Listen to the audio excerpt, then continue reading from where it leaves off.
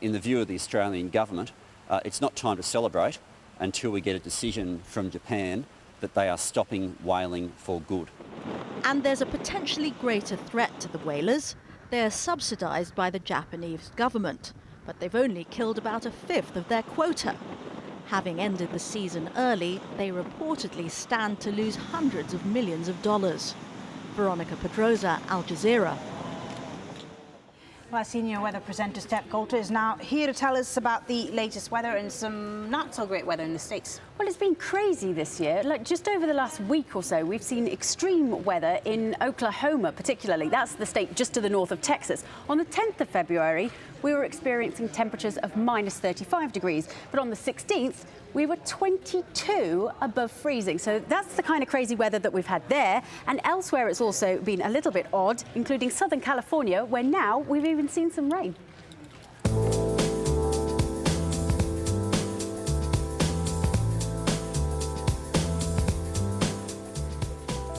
And actually, over the next couple of days, we're going to see an awful lot of wet weather in California, and it's going to be particularly heavy in the south. You can see the cloud already making its way towards us, and the wet weather is now creeping its way down this western coast.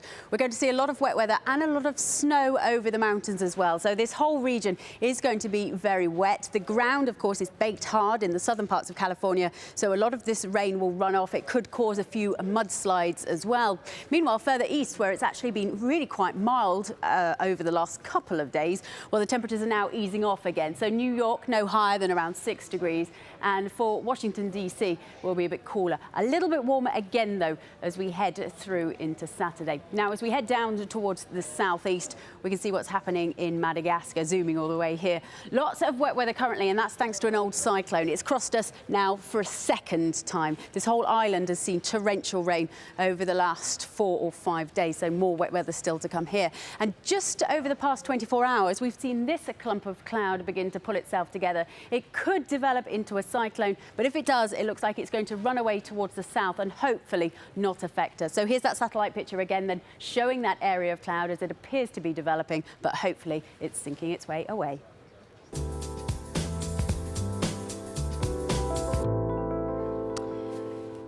Thank you, Steph. Now, the two candidates taking part in Haiti's presidential runoff have launched their campaigns a month before the March 20th poll.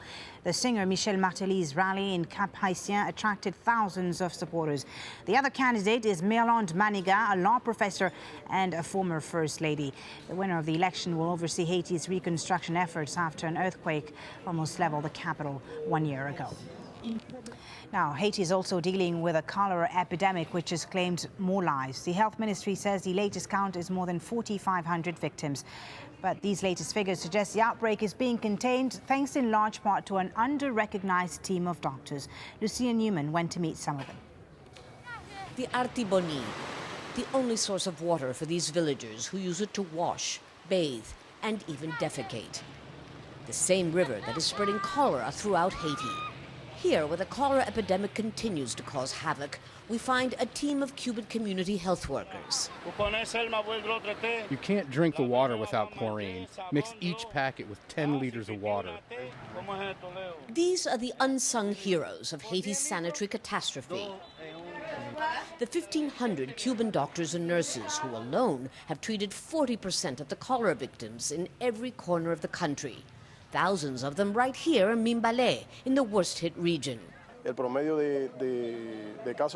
This month we're seeing between 15 and 30 cases a day, but no fatalities, thanks in part to our education and prevention work in the community.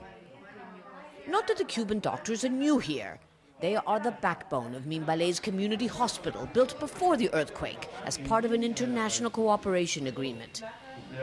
Dr. Armando Noahil delivered this baby just a few hours ago. I'm the only obstetrician in this area. It's our busiest field, so I'm on call 24 hours a day. The Cuban medical teams aren't in this country just for the emergency. In the 12 years that they've been in Haiti, they have treated more than 17 million cases. Most of them, in fact, in places where there are no Haitian doctors or other foreign doctors, for that matter, available. In this downtown hospital, 75-year-old Imen Fortune, who is virtually blind, waits patiently for her turn to have her cataracts removed. I used to sell food and work, but now I am helpless without my sight. It's a quick and simple procedure, but one which 51,000 Haitians who've had their sight returned by Cuban optometrists could not have afforded in their wildest dreams. It's all part of Cuba's medical missions program, started by Fidel Castro in 1998, a Cuban foreign policy move aimed at spreading goodwill, not just from, but towards the communist country. Whatever the political motivation, Cuba's long-term commitment here has made all the difference to millions of Haitians accustomed to seeing most international aid organizations come and go. Lucia Newman, Al Jazeera, Mimbele, Haiti. Ministers from 20 of the world's industrialized and developing countries have arrived in Paris for a two-day meeting. G20 finance chiefs are expected to tackle issues such as trade and currency deficits, as well as rising inflation. The meeting takes place as the International Monetary Fund warned that rapid increases in food prices exacerbated economic imbalances. Coming up, Rahul will be here with the latest sport, including cricket's World Cup begins with a lavish opening ceremony in the Bangladeshi capital, Dhaka. We'll look at how the country is preparing to host the biggest sporting event in its history.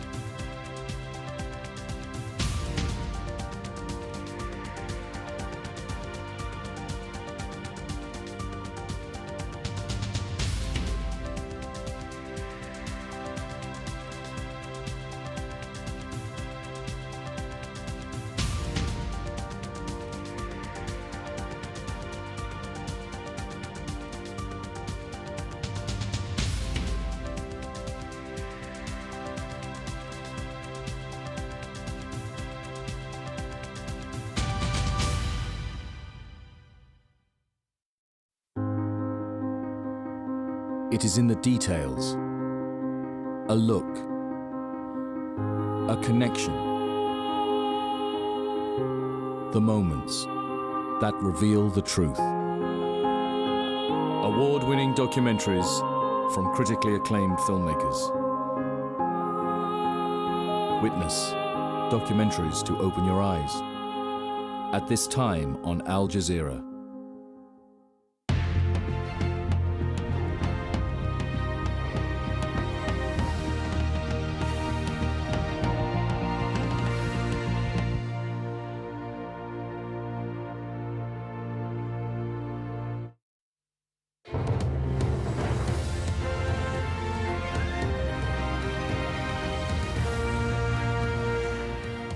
Rahul is here with the sport now. Rahul.